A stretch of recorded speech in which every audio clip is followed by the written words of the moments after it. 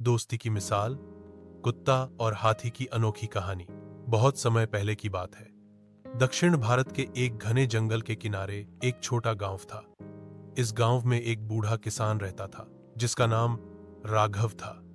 राघव के पास दो पालतू जानवर थे, एक चंचल सा कुत्ता जिसका नाम था मोती और एक शांत विशाल हाथी जिसका नाम था गोपाल।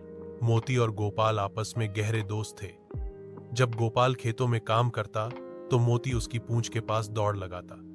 जब गोपाल नदी में नहाने जाता तो मोती किनारे बैठा उसे देखता और भौंक भौंक कर खुशी जाहिर करता। गांव वाले अक्सर कहते, इतनी अलग अलग प्रजातियों के होते हुए भी इन दोनों में जैसी दोस्ती है वैसी इंसानों में भी नहीं मिलती। समय बीतता गया। एक दिन गांव में मेले का आयोजन हुआ। वहां कुछ तस्कर भी आए जो हाथियों की तस्करी करते थे। उन्होंने गोपाल को देख लिया और रात के अंधेरे में उसे चोरी कर लिया।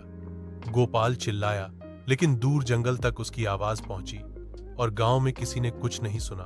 अगली सुबह जब मोती ने गोपाल को वहां नहीं पाया तो वह बेचैन हो उठा। उसने पूरे गांव में दौड़ लगाई, गोपाल की गंध को सूंघते हुए हर जगह खोजा। वह न नदी गया न खेतों में बैठा, बस एक ही काम था उसका, अपने दोस्त को ढूंढना।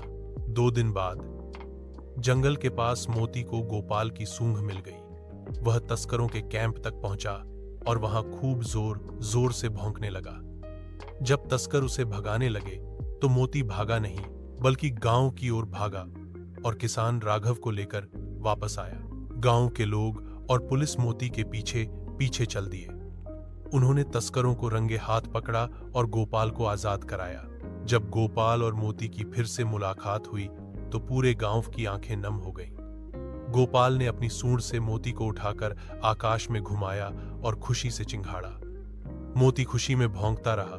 उस दिन के बाद से गांव में एक नया कहावत चल पड़ा, अगर दोस्ती सच्ची हो तो एक कुत्ता भी हाथी को बचा सकता है। एक शिक्षा, इस कहानी से हमें यह सीखने को मिलता है कि सच्ची दोस्ती में जाति, आकार या भाषा की कोई दीवार नहीं होती। जहां एक ओर मोती का प्रेम और साहस दिखता है, वहीं गोपाल की मासूमियत और भरोसा भी इंसानों को शर्मिंदा कर देता है।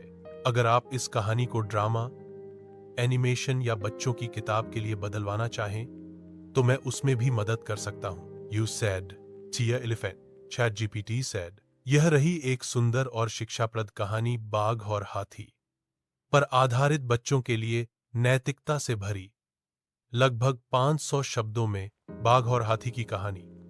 जंगल का असली राजा कौन? बहुत समय पहले की बात है। घने जंगल में सभी जानवर मिल जुल कर रहते थे, पर 2 जानवरों के बीच अक्सर टकराव होता था, बाघ और हाथी। बाघ, जिसे अपनी ताकत और फुर्ती पर बहुत घमंड था, हमेशा खुद को जंगल का राजा समझता था। वह दहाड़कर जानवरों को डराता, छोटे जानवरों पर रौब जमाता और सोचता कि सभी उससे डरते हैं। हाथी दूसरी ओर एक शांत और बुद्धिमान जीव था। वह अपनी ताकत का इस्तेमाल कभी दूसरों को डराने में नहीं करता था। अगर कोई जानवर मुसीबत में होता तो वही मदद करता। एक दिन बाघ ने पूरे जंगल में घोषणा कर दी, मैं ही जंगल का असली राजा हूं, मेरी ताकत से बड़ा कोई नहीं। हाथी ने मुस्कुराते हुए कहा, राजा बनने के लिए ताकत नहीं, दिमाग और दिल चाहिए। बाघ गुस्से में दहाड़ा, अगर तुम्हें लगता है कि तुम मुझसे बेहतर हो तो आओ कल मुकाबला करें, ताकत का, बुद्धि का और करुणा।